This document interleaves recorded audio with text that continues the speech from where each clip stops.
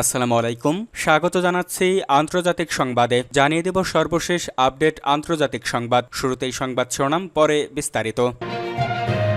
এবার ব্রহ্মস ঘাঁটির ধ্বংসের সেই দাবির সত্যতা স্বীকার করল ভারত।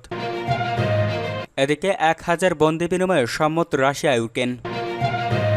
আরও থাকছে বিশেষ অভিযানে ভারতীয় নিরাপত্তা বাহিনীর হাতে নিহত 31 জন। সর্বশেষ জানিয়ে দেব রাশিয়ার বিরুদ্ধে নতুন নিষেধাজ্ঞা চান জেনেলস্কি। এতক্ষণ শুনছিলেন সংবাদ শিরোনাম, এবার বিস্তারিত।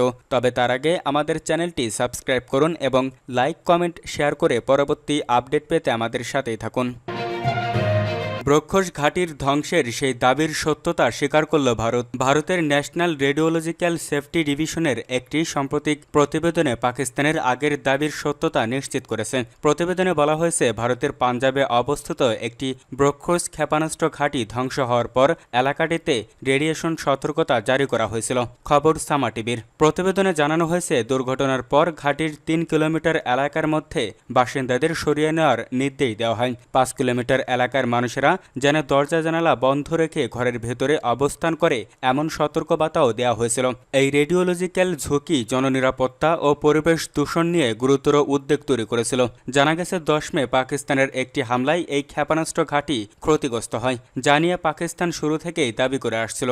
এবার ভারতের নিজস্ব রেডিওলজিক্যাল কর্তৃপক্ষের প্রতিবেদনে সেই দাবিকে স্বীকৃতি দিল, যা ইসলামাবাদের অবস্থানকে আরও জোরালো করল। তবে এখনও ভারতের সরকারি কোনো কর্তৃপক্ষ এই প্রতিবেদন নিয়ে আনুষ্ঠানিকভাবে কিছু জানায়নি বা রেডিয়েশন ছড়িয়ে পড়ার মাত্রা নিয়ে বিস্তারিত ব্যাখ্যা দেয়নি। 1000 বন্দি বিনিময়ে সম্মত রাশিয়া ইউক্রেন। রাশিয়া ও ইউক্রেন শুক্রবার তুরস্কে এক যৌথ আলোচনায় 1000 যুদ্ধবন্দী একে অপরের সঙ্গে বিনিময়ে সম্মত হয়েছে। পাশাপাশি যুদ্ধবিরতির সম্ভাবনা ও দুই দেশের শীর্ষ নেতাদের মধ্যে বৈঠকের বিষয়েও আলোচনা হয়েছে বলে উভয় পক্ষের আলোচকরা পৃথক টেলিভিশন বিবৃতিতে জানিয়েছে। খবর এএফপির। রাশিয়ার পক্ষ থেকে প্রধান আলোচক ভ্লাদিমির মেদিনস্কি বলেন, আগামী কয়েকদিনের মধ্যে 1000 রুশ যুদ্ধবন্দীর বিনিময়ে 1000 ইউক্রেনীয় যুদ্ধবন্দীকে মুক্ত দেওয়া হবে।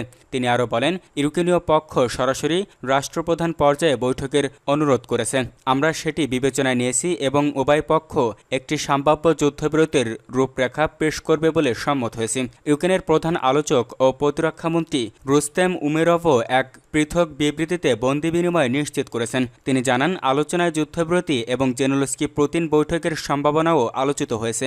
ইউক্রেন যুদ্ধ থামানোর উদ্দেশ্যে তুরস্কে দেশ দুটির বৈঠকের বিষয়টি কয়েকদিন ধরেই আলোচনায়, তবে এতে ভ্লাদিমির জেনেলস্কি ও ভ্লাদিমির পুতিন অংশ নেননি। বুধবার ট্রাম্পও এই বৈঠকে অংশ নেওয়ার আগ্রহ প্রকাশ করেছিলেন। পরোক্ষভাবে তিনি পুতিনকে সেখানে আমন্ত্রণ জানিয়েছিলেন, কিন্তু শেষ পর্যন্ত পুতিন সেখানে যেতে রাজি হননি। ডোনাল্ড ট্রাম্প বৃহস্পতিবার জানিয়েছেন, তার সঙ্গে পুতিনের দেখা হওয়ার আগে যুদ্ধবিরতি সফল হবে না। 2022-এ যুদ্ধ শুরুর পর এই প্রথম দুই দেশের মধ্যে শান্তি প্রক্রিয়া নিয়ে আলোচনা শুরু হওয়ার কথা। পুতিনের বৈঠকে না থাকার সিদ্ধান্তে স্বভাবতই ক্ষুব্ধ জেনেলস্কি।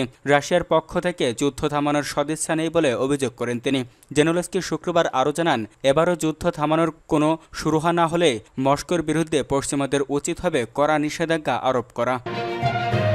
বিশেষ অভিযানে ভারতীয় নিরাপত্তা বাহিনীর হাতে নিহত 31 জন। নকশালবাদের বিরুদ্ধে অভিযানের নামে 31 মাওবাদী বিদ্রোহীকে হত্যা করেছে ভারতীয় নিরাপত্তা বাহিনী। এই অভিযোগকে দেশটির স্বরাষ্ট্রমন্ত্রী অমিত শাহ নকশালবাদের বিরুদ্ধে বৃহত্তম অভিযান বলে অভিহিত করেছেন। বুধবার অমিত শাহ সোশ্যাল মিডিয়ায় জানিয়েছেন, ছত্তিশগড় এবং তেলেঙ্গানার সীমান্তে কারাগুতালু পাহাড়ে এই অভিযান চালানো হয়েছে। এক প্রতিবেদনে এই তথ্য জানিয়েছে কাতার ভিত্তিক সংবাদ মাধ্যম আল জাজিরা। এই অভিযানে অংশ নেয় দেশটির নিরাপত্তা বাহিনীর অন্তত 26,000 সদস্য।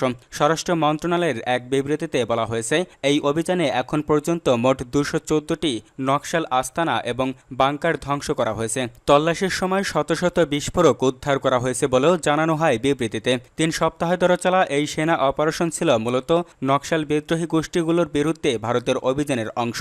1967 সালে শুরু হওয়া একটি অতি বাম মাওবাদী এই আন্দোলনের বিরুদ্ধে বরাবরই দমননীতি প্রয়োগ করে ভারত। আল জাজিরা বলছে, নকশালরা এই অঞ্চলের উপজাতি জনগণের অধিকার রক্ষা করার জন্য লড়াই করে আসছে।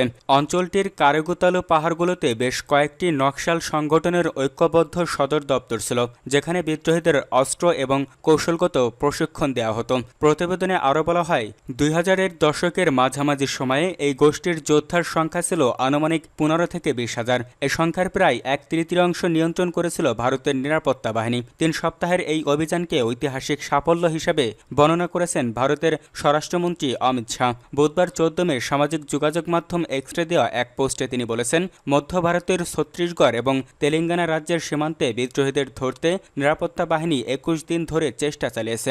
অমিত শাহ বলেন, নিরাপত্তা বাহিনী বিদ্রোহীদের বিরুদ্ধে এখন পর্যন্ত সবচেয়ে বড় অভিযান পরিচালনা করেছে। মাওবাদীদের শক্ত ঘাঁটি হিসেবে বিবেচিত কারগুতালু পাহাড়ে তাদের 31 জনকে হত্যা করেছে। আমি অত্যন্ত খুশি যে এই অভিযানে নিরাপত্তা বাহিনীর একজনও হতাহত হয়নি। রাশিয়ার বিরুদ্ধে নতুন নিষেধাজ্ঞা চান জেনেলস্কি। ইউক্রেনের প্রেসিডেন্ট ভলোদিমির জেনেলস্কি শুক্রবার পশ্চিমা দেশগুলোর প্রতি আহ্বান জানিয়েছেন, তুরস্কের চলমান শান্তি আলোচনা ফলপ্রসূ না হলে মস্কোর বিরুদ্ধে কঠোর ব্যবস্থা, বিশেষ করে নতুন নিষেধাজ্ঞা নেওয়া হোক। খবর এএফপির। তিনি আলবেনিয়ার রাজধানী তিরানায় ইউরোপীয় নেতাদের এক সম্মেলনে এই কথা বলেন। জেনেলস্কি আরও বলেন, এই যুদ্ধ থামাতে আমাদের সামনে একটি বাস্তব সুযোগ ছিল, যদি না পুতিন তুরস্কে আসতে ভয় পেতেন। ইউক্রেনের এই প্রেসিডেন্ট বলেন, যদি রাশিয়ার প্রতিনিধি দল কেবল নাটক করতে থাকে এবং কোনো বাস্তব সিদ্ধান্তে আসতে না পারে, তবে কঠোর ব্যবস্থা নিতে হবে। বিশেষ করে রাশিয়ার জ্বালানি খাত ও ব্যাংক ব্যবস্থার উপর নিষেধাজ্ঞা আরোপ করা জরুরি। গত 3 বছরের মধ্যে এই প্রথমবারের মতো ইউক্রেন ও রাশিয়ার মধ্যে সরাসরি শান্তি আলোচনা শুরু হয়েছে। তুরস্কের ইস্তাম্বুলে হচ্ছে এই আলোচনা, তবে এতে জেনেলস্কি ও পুতিন অংশ নিচ্ছে না, ফলে বড় ধরনের অগ্রগতির আশা খুবই কম। জেনেলস্কি বলেন, আমি প্রস্তুত ছিলাম পুতিনের সঙ্গে সরাসরি আলোচনার জন্য, সেটা আশকারা হোক বা ইস্তাম্বুলে। শুধু সাক্ষাৎ নয়, গুরুত্বপূর্ণ সব বিষয়ে সমাধানের জন্য আমরা প্রস্তুত, কিন্তু তিনি আমার কোনো প্রস্তাবে সম্মত হননি। তিনি জোর দিয়ে বলেন, ইউক্রেনের প্রথম ও প্রধান অগ্রাধিকার হল একটি পূর্ণাঙ্গ, নিঃস্বার্থ ও সৎ যুদ্ধবিরতি, যা অবিলম্বে কার্যকর করতে হবে, যেন মানুষ মারা যাওয়া বন্ধ হয়। তিনি আরও বলেন, আর যদি রাশিয়ার প্রতিনিধি দল একমত না হয়, তাহলে এটা একেবারে স্পষ্ট হবে যে পুতিন কূটনীতিকে ধ্বংস করতে যাচ্ছেন।